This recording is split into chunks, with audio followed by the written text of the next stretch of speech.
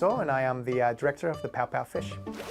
My name is Rio Harrington, and I am the co-director on POUT-POUT Fish. Hi, I'm Kristen Zublis. And I'm Nadine Bates. And we're producers on the film The POUT-POUT Fish. This film is the story of Mr. Fish. He is a POUT-POUT fish with a POUT-POUT face, and he lives by himself away from everyone else. And he's forced to go in this magical underwater adventure with the little sea dragon Pip in the search quest to find the mythical fish of Shimmer. Let's go find her. Like a Photon Creative came about the POUT-POUT Fish from our wonderful co-producers, Mimo Studios. Mimo is run by Seema Zagami and Madeira Ginley, ex-Nickelodeon creators who do an incredible job of picking up wonderful IP.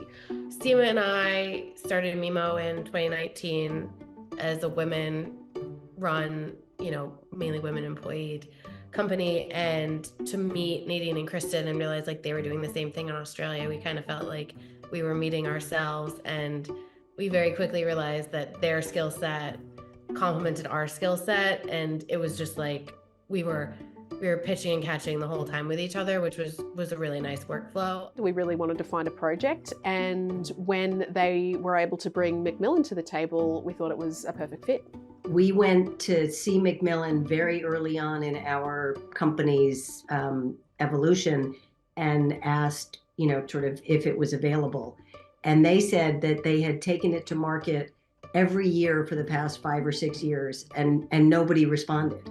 And so it was available, which we thought was very lucky. Then we met Like a Photon, and it was one of the first properties we shared with the ladies, and they were attracted to it and thought they could figure out how to make it a viable film. So the POUT-POUT Fish and the 40 titles that are in the POUT-POUT Fish family are obviously with Macmillan Publishing. To be able to work with one of the largest, if not the largest publishing company in the world, to be able to bring one of their titles to life has been incredible.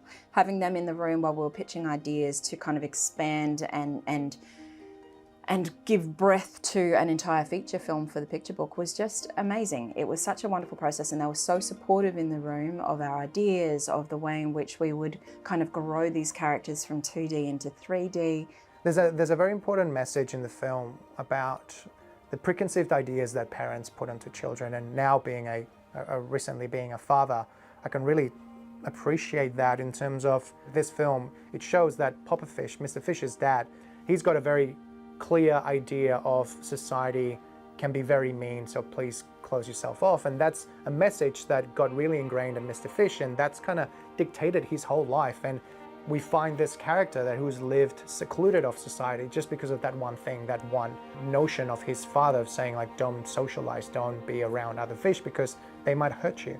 And the whole film's about Mr. Fish kind of coming to terms of like, yes, you might get hurt when you open up to other people, but at the same time, you're missing out on a lot. And being able to have those connections with other fish and in real life with other people, it's really what makes life special and makes it worth living. This film has such an incredible cast. I've been honored to be able to work with such talent. My name is Nick Offerman, and I'm playing the character of Mr. POUT-POUT Fish. It's been a long dream of mine to be able to work with Nick. He was an incredible Mr. Fish. I'm great. I'm on a fun and exciting adventure with Pip, and we're gonna find us a skimper, that magic fish. Isn't water weird? He is a fish who experienced a common trauma as a child, and that perhaps had an effect on him being a bit, not quite agoraphobic, but definitely shy of the outside world, distrustful of strangers, and not wanting to interact with others. And sort of against his will, with great reluctance, he is made to learn that people are generally nice, even if they don't look like you or live in the same way as you do. And so he learns that, by trusting others and leaning on one's neighbors, great things can be accomplished that probably can't be done on one's own. So let's make that happen together. Probably my favorite thing about this book is that message that even if your neighbors are trying to defeat you in some way or get one over on you, you have your desires. You want things to be one way. We want things to be another way over here, but we have to cohabitate. Ultimately, we all have to share this, whether it's a reef or a county or an island or a planet, we all have to share it and understand that even though we all live in different ways and have different hopes and dreams, we need to work together on the things that we share, which is what a community is, so that we can then live in peace and shake hands and say, all right. One thing that I've learned in my business as an actor, quite often, my life is still filled with a lot of rejection. Nonetheless, I am human, and so I think that yes, I can't help but internalize these things somewhat, and so when something like that happens to me, what I've learned is I can do one of two things. I can wallow in it,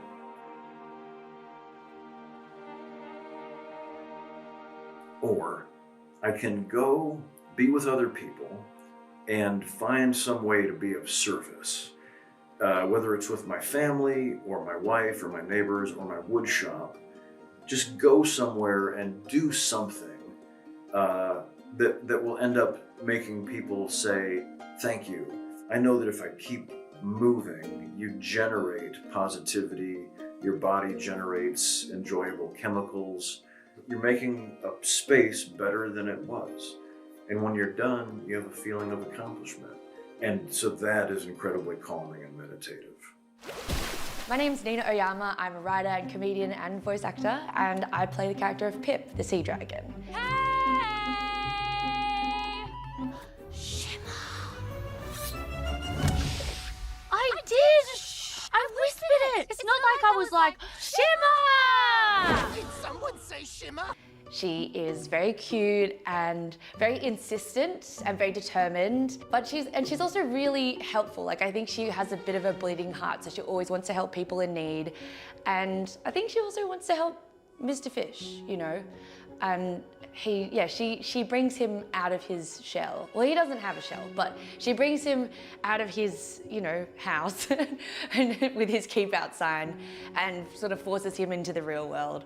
Over the course of the film, I think Pip is very driven by the desire to have a new home so that she can still be part of her family, even when her parents have 300 kids and she's sort of pushed out of the picture. And I think she sort of just wants to, belong to something. I think that she's afraid of change, basically. And I think that she has to learn that change is inevitable and sort of a positive thing. And so, at the beginning of the movie, she's like, I don't want to move out from my parents, and I want to stay and take care of these kids. And, if I don't get this house, I'll be irrelevant because everyone will be worried about these little children.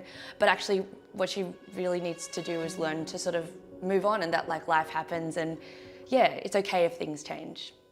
Shimmer can grant my wish and I'll get a new home and everything won't change? I'd say Pip is the most extreme version of me. I really like how over the top she is. I like how she gets pretty aggro as well. She's really cute and sweet, and then she's suddenly rah, rah, rah. Yeah, I love that she can go from being extremely sweet and nice to just being extremely turbo, and I think I definitely relate to that. I don't know if I express it as outwardly as she does, but I definitely have that inside me. We've got Australian cinema royalty in Miranda Otto in this film, playing the antagonist Maron. I'm Miranda Otto, and I'm playing Maron, who is Benji's mum, and she's a cuttlefish. I think you're ready. Really? You want me to take over leadership of the pod? What? No! Huh? You're being promoted to Deputy Assistant to the Head of Sanitation and Waste Disposal. Oh.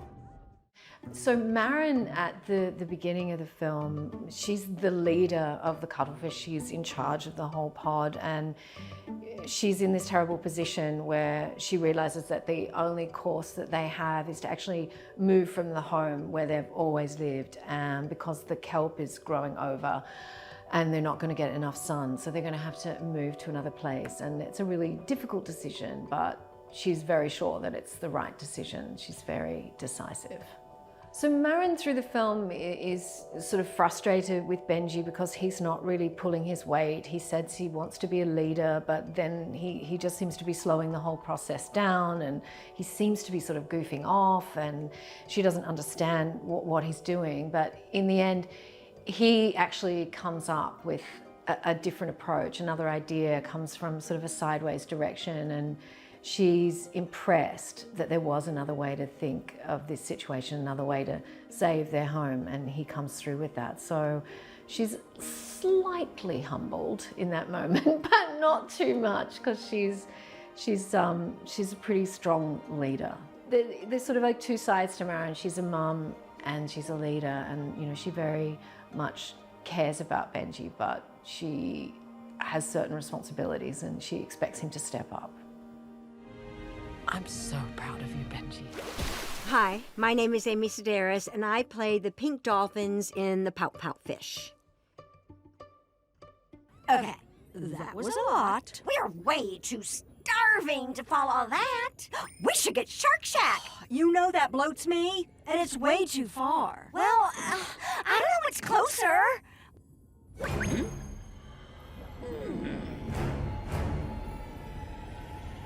Hmm? They are. It's a squad of 3 dolphins, and they kind of feed off each other, and they're kind of a little bullyish, really. Mean girls. They're a tight squad. We all know them from high school. Brigida is the leader of the pack. She gets it, Karina. And the other 2 are really the comic relief, I would say. They just kind of follow her. They're just kind of like put the cherry on top of the whipped cream. They just punctuate whatever Brigida says. They can't say the wrong thing or they'll be in big trouble. What? I identify with all of them. I mean, you don't like the mean people, but it's so easy to be mean. It's so much fun to play mean. It's just a lot more fun to play mean. But when you see the animation, they're also just adorable and innocent. So you don't. It's harmless. It's just fun to play a little mean group. They own the ocean. They're leaders of the pack. Who doesn't want to play that? Hello, my name's Remy Hii, and I play Benji. Hey! What about Shimmer? The fairy tale wishing fish. She's not a fairy tale. I've seen the flashes of pink light at the top of the abyss. She's real. And if I can find her, I can wish the kelp away and keep our home. At the start of the movie, Benji is like the prince of the kingdom, this undersea kingdom called the Abyss. And he owns this place. He's young, he's adventurous, he loves to have fun, he knows everyone. What he doesn't know is that there is this impending danger to the world that he knows, and he's going to have to set out on an adventure to save it. He realizes that there is an answer that he is convinced is going to be the thing that saves his world, and everyone's telling him, no, like, that's not the way. But he goes and does it anyway. You know, Benji's young, and he's got to go out there and make mistakes for himself and solve the problems themselves. And I think that is like sort of a huge moral of the story for Benji. It's learning for him what makes a really good leader, learning to make the right decisions for the right reasons. And I think, you know, he really is trying to do these things for the right reasons. But yeah, he learns a lot along the way. But a leader also stands up for what they believe is right. You taught me that. I think Benji and I definitely share a lot of similarities. I love an adventure. I do love getting myself into some tight spots, and that's the fun in life. But you know, I think that I'm more like a Benji at the end of the movie. As Remy, I've I've learned a lot, and that's a fun thing about playing Benji in this movie, because he's got such a great arc. He makes mistakes, but he learns from them, and he's just a really fun character. My name's Nazim Hussein, and the character I play is Archie, a cuttlefish. Sorry, I don't know why I keep doing that. Okay, the truth is that... Everyone! Can I have your attention? He's right there! Ha ha ha! Funny, right? No need to tell my mum. Bye! So Archie, when you first meet him in the film, he is a nervy, kind of very anxious, insecure character who's like the best friend of Benji, who's like, in a way, the opposite character to him. And yeah, Archie is fun and just like always doubting himself, which reminds me of someone very close to me. Me. You're gonna blow it for sure. I know. Archie's mission is probably twofold. On the one hand, he's trying to buy time until Benji comes back. He's trying to keep Benji's mission under wraps, especially from Benji's mum, who Archie finds just petrifying. Maron! Yes? And on the other hand, his other mission is to slow down the moving process. He wants to kind of stall that.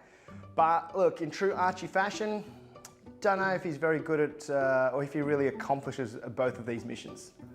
I am an overthinker, and Archie is definitely an overthinker. So, you know, if something could go wrong, I will focus on that, and that's where I'll spend all my attention. Even if everything seems to be going all right, it'll be that one little seed of doubt that just flourishes into a blooming bush of anxiety in my mind. And Archie is just that in a fish form.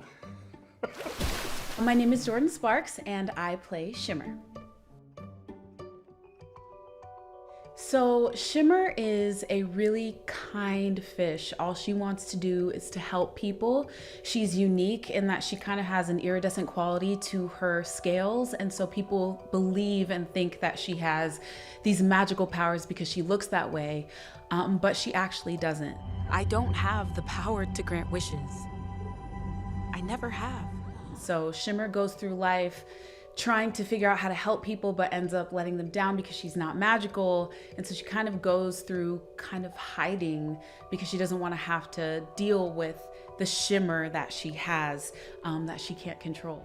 If I was magical, I would have granted my own wish and got rid of my shimmer for good. She wishes she could grant the wishes, but she can't. I think I do have a lot of similarities to Shimmer, actually. I realize that I'm also that type of person. I want to help. I want to help in any way that I can in all different situations. I don't like letting people down. I relate to her in that way of wanting to hide sometimes because I'm just like, I can't be what you think that I am. Even though I am amazing in my own self and how I'm made and just who I am as a being, it may not be what other people want or assume or need from me. So I feel like a lot of people can relate to people looking at you and assuming that you're one thing, but that's not really what you are, and kind of trying to come to terms with that. So I feel like she's a great character for people to see and also to kind of ride along on her journey with.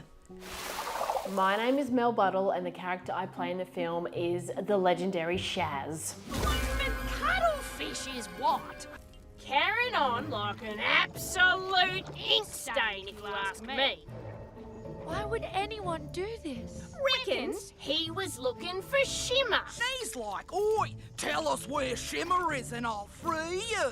Which I call bullshark on right away. But we've hardly got much choice, do we? So we tell him, and he's like, oh, catches, and off he pops.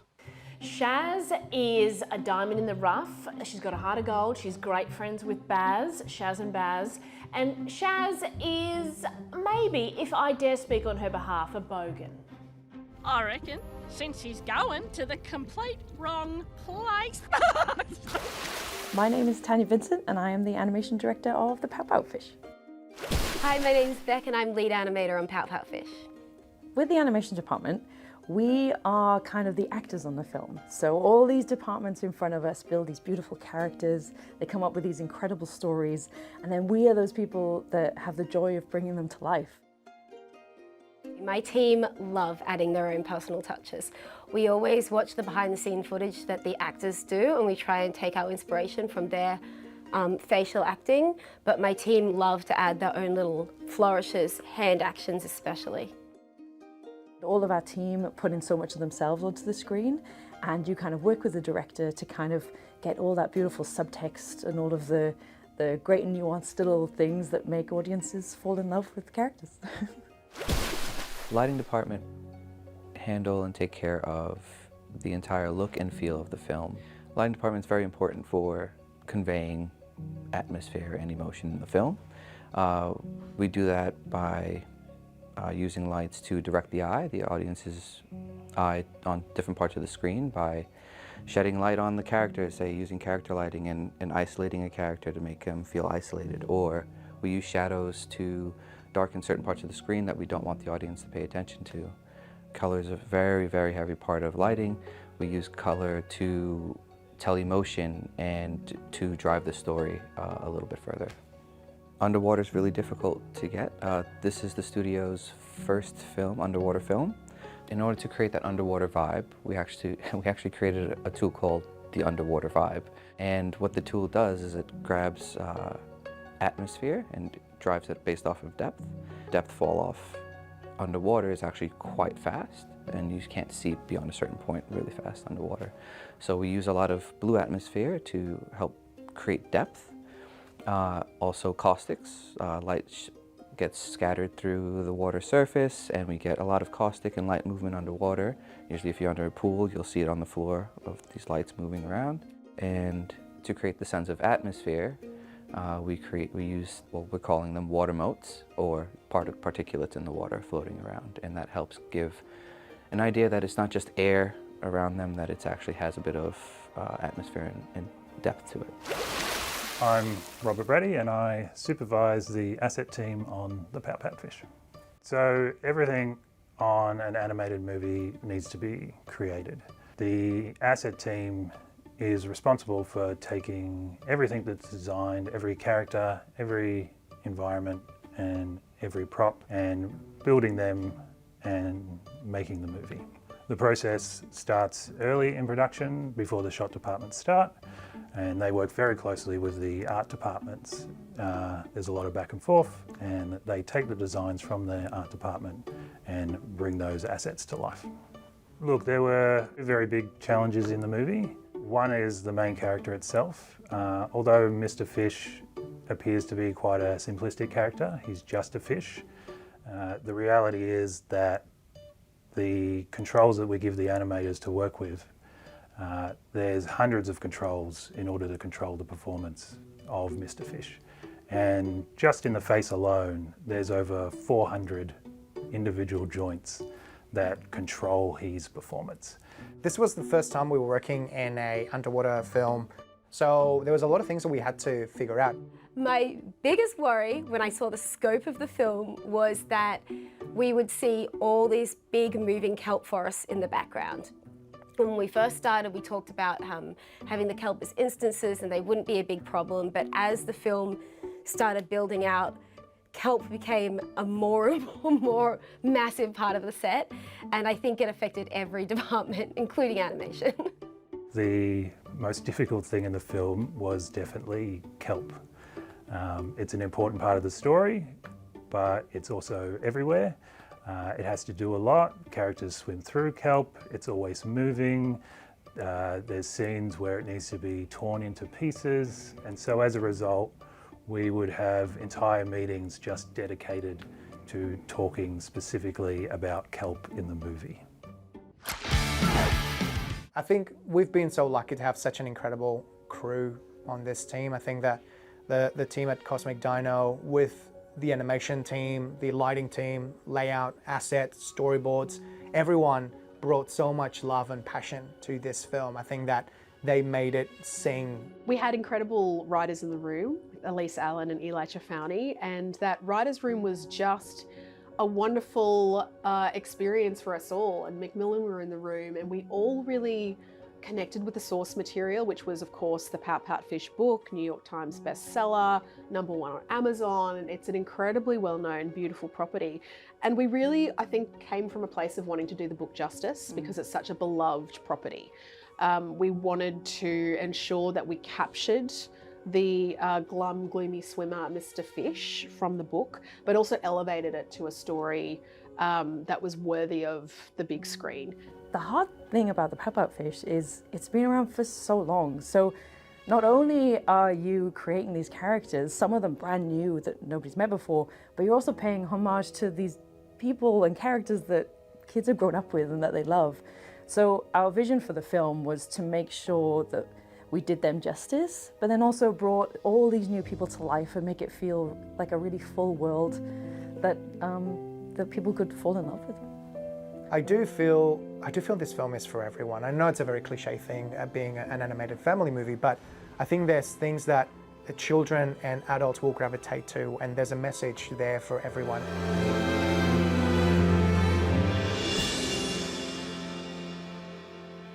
I'm a pout-pout fish. With a pout-pout face. So I spread the dreary worries all over the place. Blub. Blub. Blub. Thank you for clicking on our video, everybody. If you like what you saw here, please make sure you like the video and subscribe and share with your friends who like this sort of content. Joblo remains an independent company, and we appreciate all of your support.